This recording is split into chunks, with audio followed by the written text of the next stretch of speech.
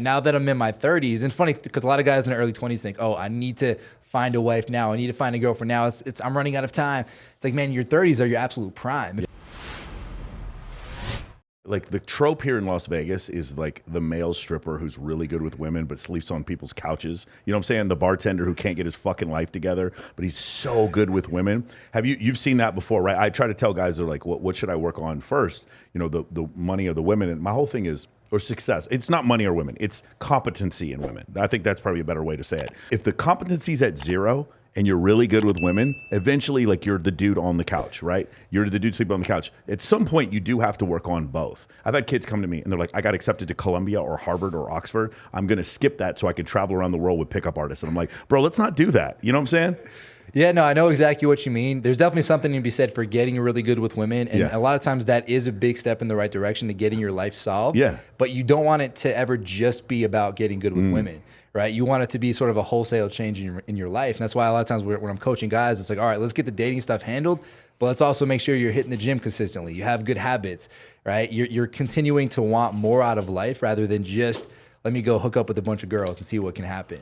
Yeah, it's crazy. Like but what a distraction it is for you when you're younger, right? Yeah, I mean, there's a time and place for it in your 20s, and I think for me, I kind of had to go through that phase where I was just dating a bunch of girls, traveling around, just like basically being a complete degenerate and just enjoying myself. You've probably had clients who never went through that phase in their 20s. They get to their 30s, they go through their first divorce, and then you realize that they just kind of miss that whole thing. Well, a lot of guys in general will never even come close to experiencing abundance with women. Like they'll never even come close to being able to, oh, I'm getting 2, 3, 4 dates a week. I have girls hitting me up. I have girls obsessed.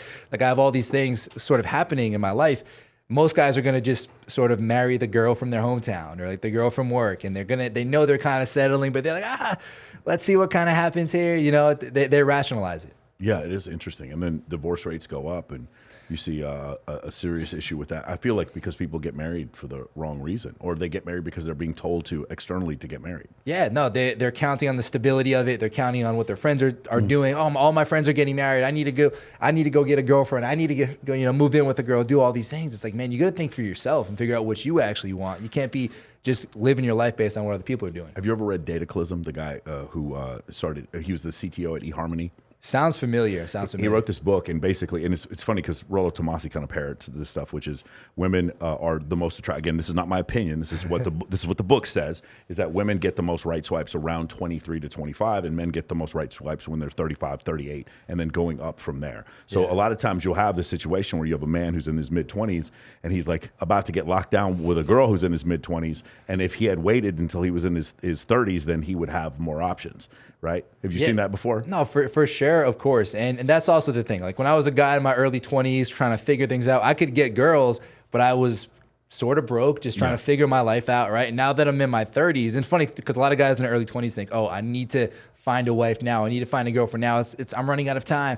It's like, man, your 30s are your absolute prime. If you're making money, you have resources, you have game, you're able to communicate with women, then you're at your prime, you're at your top level. Right? Most guys will never get there, but that's the case. Your definition of game, what would that be? Because for everybody, it's a different thing, right? So what would you think that is?